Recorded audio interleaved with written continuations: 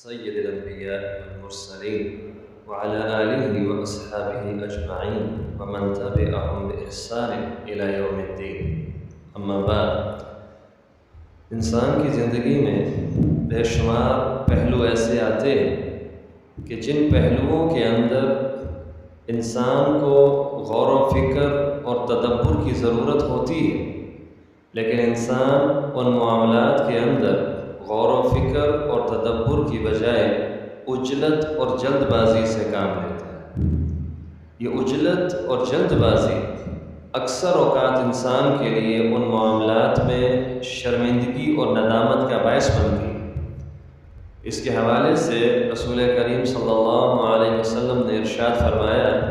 کہ العجلۃ من الشیطان، یہ جلد بازی جو ہے کاموں کے اندر بغیر سوچے سمجھے، بغیر تدبر اور غور و فکر کیے نتیجے کے حوالے سے انسان جب کام میں ہاتھ ڈالتا ہے، فرمایا یہ عادت شیطان کی طرف سے انسان کو حاصل ہوتی ہے۔ والانات من اللہ، اور اس کے مقابلے میں معاملے کے اوپر اچھے طریقے سے غور و خوض کرنا، اس کے پہلوؤں کو، فائدہ مند پہلوؤں کو، نقصان دہ پہلوؤں کو مد نظر رکھنا اور پھر فیصلہ کرنا کہ اس کام کو کیا جائے یا نہ کیا جائے، فرمایا یہ عادت انسان کو اللہ کی طرف سے حاصل ہوتی ہے۔ والانات من اللہ، اور معاملے کے اندر غور و فکر کرنے کی عادت یہ اللہ کی طرف سے۔ لیکن اس پہلو کے اندر یہ ایک چیز دیکھنے کی ہے کہ انسان کو غور و فکر کرنے کی ضرورت ان کاموں میں پیش آتی ہے کہ جن کاموں کے اندر فائدے اور نقصان دونوں کا امکان ہوتا ہے۔ وہاں پر ضرورت پیش آتی ہے کہ انسان غور و فکر کرے اور صحیح فیصلہ کرے تاکہ انسان اپنے آپ کو متوقع نقصان سے بچا سکے۔ اس کے مقابلے میں کچھ پہلو اور کچھ معاملات ایسے ہوتے ہیں کہ جن میں یقینی طور پر فائدہ ہوتا ہے، نقصان کا امکان اس میں نہیں ہوتا، جیسا کہ دینی معاملات، وہ معاملات جو اللہ رب العزت نے انسانوں کے اوپر دین کی صورت میں، شریعت کی صورت میں لاگو اور فرض کر دیے ہیں۔ ان معاملات کے اندر صرف ایک ہی پہلو ہے اور وہ اس انسان کی کامیابی اور خیر کا پہلو، اس میں نقصان اور شر کا پہلو ہے ہی نہیں۔ تو جن معاملات کے اندر اللہ رب العزت کی طرف سے یہ طے کر دیا گیا ہے کہ یہ کام بندے کے اوپر لازم ہے، ان میں شر کا پہلو دیکھنا یا تصور کرنا یہ ایمان کے منافی پہلو ہے، کیونکہ رب ذوالجلال نے کبھی بھی انسان کے اوپر کوئی ایسا فریضہ لاگو نہیں کیا جس فریضے سے انسان کو نقصان ہوتا۔ اس بنا پر اللہ کے رسول صلی اللہ علیہ وسلم نے فرمایا تھا کہ العنات فی کل امر، غور و خوض، تدبیر ہر کام میں کی جائے گی، الا فی امر الاخرۃ، سوائے آخرت کے معاملات میں، وہ کام جن سے انسان کی آخرت سنورتی ہے، جن کاموں کے کرنے کا اللہ رب العزت نے حکم دیا ہے، ان میں غور و خوض کرنے کی ضرورت نہیں ہے کہ بھئی اس کام کو کروں کہ نہ کروں یا کیسے کروں۔ وہ کام ہر صورت انسان نے کرنے ہی کرنے، اور ان کاموں کے اندر تاخیر جو ہے وہ بسا اوقات انسان کو ان کاموں کی ادائیگی سے روک دیتی۔ ان کاموں میں عجلت کی ضرورت ہے کہ ان کاموں کو، ان فرائض کو انسان جلد ادا کرے، کیونکہ ایک تو انسان کی زندگی کا اور صحت کا پتہ کوئی نہیں ہوتا کہ انسان صحت سے بیماری کی طرف چلا جائے اور پھر ان فرائض کو ادا کرنے سے قاصر آ جائے، یا دوسرا پہلو یہ بھی ہے کہ آج ایمان اور تقوی مضبوط ہے،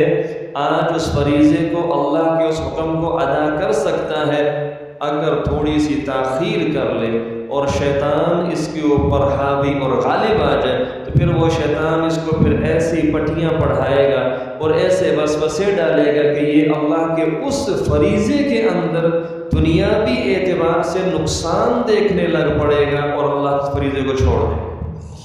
جیسے ہمارے آج کی اکثریت مسلمانوں کی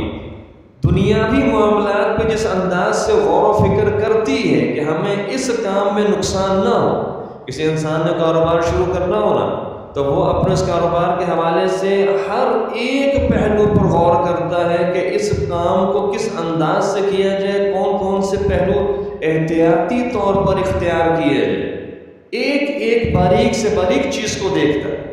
لیکن آخرت کا معاملہ ہو تو اس کو یکسر چھوڑ کے نکل جاتا ہے۔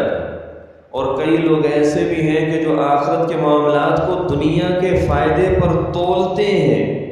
وہ اس انداز سے آخرت کے معاملات پر غور و فکر کرتے ہیں کہ ان معاملات کو اگر ہم لے کر چلیں ہماری دنیا تو نہ بگڑ جائے گی، وہ اس انداز سے غور و خوض کرتے ہیں، حالانکہ یہ ایمان کے منافی پہلو۔ ایسا ہونا نہیں چاہیے، اور اللہ کے رسول صلی اللہ علیہ وسلم نے بھی اس معاملے سے منع فرمایا کہ آخرت کے معاملات کے حوالے سے آپ کو تعنی غور و فکر کرنے کی ضرورت نہیں ہے، اس کا ذمہ اللہ نے خود لے لیا ہے کہ اللہ نے اس میں خیر ہی خیر رکھی ہے، اس میں نقصان رکھا ہی نہیں ہے آپ کے لیے کہ آپ اس میں غور و خوض کرنے کی ذمہ داری اٹھاؤ کہ ہم اس میں دیکھیں اس میں فائدہ ہوگا کہ نقصان ہوگا۔ یہ پہلو تو منافقین کیا کرتے تھے رسول اللہ صلی اللہ علیہ وسلم کے دور کے اندر، کہ جنہوں نے صحابہ کرام رضوان اللہ علیہم اجمعین کو صفحاء کا لقب دے دیا، کہ جب رب ذوالجلال نے کہا آمنو کما آمن الناس، ایسے ایمان لاؤ جیسے یہ لوگ ایمان لائے، جیسے صحابہ کرام ایمان لائے، تو انہوں نے کہا انؤمن کما آمن السفہاء، ہم ایسے ایمان لائے جیسے بے وقوف لوگ ایمان لائے۔ تو انہوں نے بے وقوف کہا کیوں تھا صحابہ کرام کو؟ ان صحابہ کرام نے اس پہلو کو اچھے طریقے سے اپنے ذہن میں بٹھا لیا تھا کہ جو رب نے حکم دیا ہے اس حکم کے اندر ہمارے لیے خیر ہی خیر ہے، ہمارے لیے نقصان نہیں ہے۔ اس بنا پر جو حکم اللہ کا آتا، جو حکم رسول اللہ کا آتا، اس کو فوراً بغیر غور و فکر کیے اس کو ادا کرنے پر وہ معمول ہو جاتے تھے، ادا کرنے پر وہ کھڑے ہو جاتے تھے۔ ان کی اس عادت کے اوپر منافقین نے کہا کہ یہ بے وقوف، لیکن رب ذوالجلال نے ان کی اس عادت کے اوپر ان کے ایمان کو کسوٹی بنا کر کہا کہ ان جیسا ایمان لاؤ جنہوں نے یہ یقین کر لیا ہے کہ اللہ کی طرف سے آیا حکم اس میں صرف خیر ہوتی ہے، شر نہیں ہوتی ہے۔ تو یہ جو پہلو ہے غور و خوض کا، یہ آخرت کے معاملات میں نہیں ہے کہ انسان دیکھے کہ بھی اللہ ہم دین کے یہ پہلو لے کر چلیں، ہم سود سے گریز کریں ہماری دنیا خراب ہو جاتی ہے، ہمارا کاروبار بند ہو جاتا ہے، اگر ہم اسلام کی ان قوانین کو نافذ کرنے کی کوشش کریں یا رائج کرنے کی کوشش کریں تو معاشرے کا نظام بگڑ جاتا ہے۔ بھئی یہ آپ کا کام ہی نہیں سوچنے کا، اللہ نے ان پہلوؤں میں خیر رکھ دی ہے، اس میں دوسرا پہلو ہے ہی کوئی۔ آپ دنیا کے معاملات میں سوچیں جن کا ذمہ اللہ نے آپ کے اوپر ڈالا ہے کہ آپ اس میں غور و فکر کرو اور پھر دیکھو کہ بھئی اس میں کیا معاملہ آپ نے اختیار کرنا ہے اور کیا نہیں کرنا ہے۔ ایک روایت انس بن مالک رضی اللہ عنہ سے سند کے اعتبار سے تو وہ ضعیف ہے،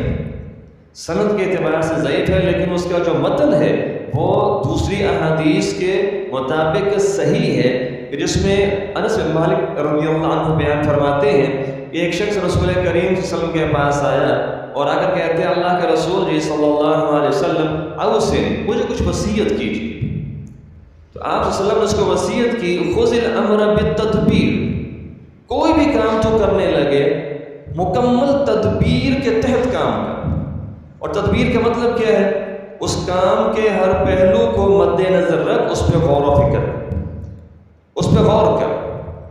اور اگر اس کام کے نتیجے میں تجھے خیر نظر آ رہی ہے، تجھے فائدہ نظر آ رہا ہے، فامضی، اس کام کو پورا کر، اس کام کو کر۔ وَإِن رَأَيْتَ فِي عَاقِبَتِهِ غَيًّا، اور اگر تو اس کام کے نتیجے میں گمراہی اور گھاٹا اور نقصان دیکھتا ہے فَأَمْسِكْ، تو رک جا، اس مت کر اس کو، جو کہ تعنی کا جو مفہوم اور معنی ہے وہ اس حدیث کے اندر واضح ہو جاتا ہے کہ غور و فکر کرنے کے بعد کام آپ کو بہتر لگے آپ اس کام کو کرو، نتیجہ اللہ کے ذمہ چھوڑ،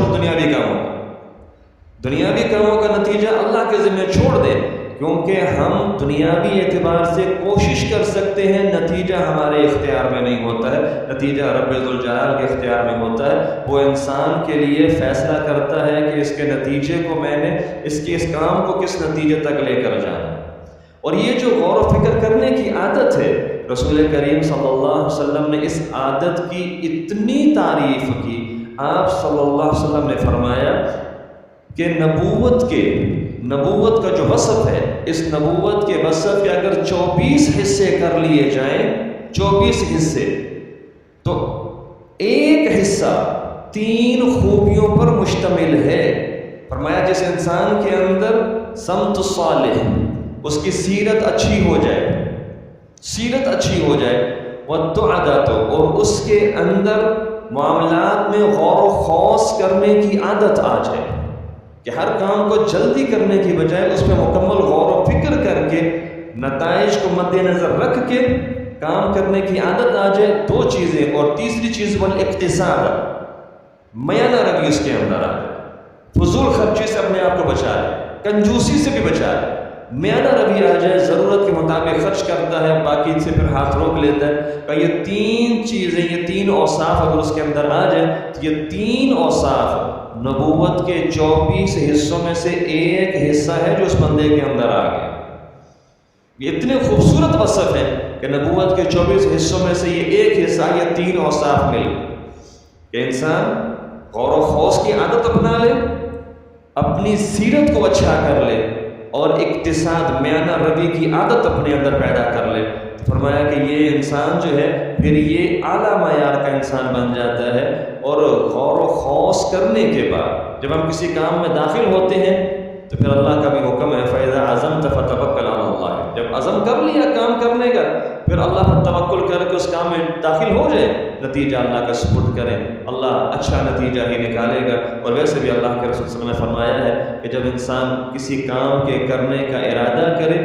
دوست احباب سے بھی مشورہ کرتا ہے دنیا کے کاموں میں، اللہ سے بھی مشورہ کر لیا کرے استخارہ کی صورت میں. تو جب انسان اللہ سے بھی مشورہ کر لے اور اللہ کی طرف سے اس کو انشاءاللہ پھر بہتر ہی اس کو مشورے کا جواب ملے گا، اس کو انشاءاللہ اس کام میں نقصان نہیں ہوگا. تو یہ جو غور و خوض کرنے کی عادت ہے، اس کو دنیاوی امور کے اندر ہر انسان کو اختیار کرنا چاہیے. اگر انسان بذات خود اس لائق ہے کہ وہ سارے پہلوؤں کو دیکھ سکتا ہے تو خود غور و خوض کرے. اور اگر اس کو ضرورت محسوس ہوتی ہے کہ میں اپنے قریبی دوست احباب سے بیٹھ کر مشورہ کروں تو وہ بیٹھ کر مشورہ کرے دوست احباب سے، تاکہ یہ جو وصف ہے، یہ جو عادت ہے، یہ انسان کے اندر پختہ ہو. اور اللہ رب العزت سے دعا ہے کہ رب ذوالجلال ہمیں بھی اپنے معاملات کے اندر یہ غور و خوض کرنے کی، یہ تعنی بالامور کی عادت ہمارے اندر پختہ فرمائے. وما علی الا البلاغ المبین.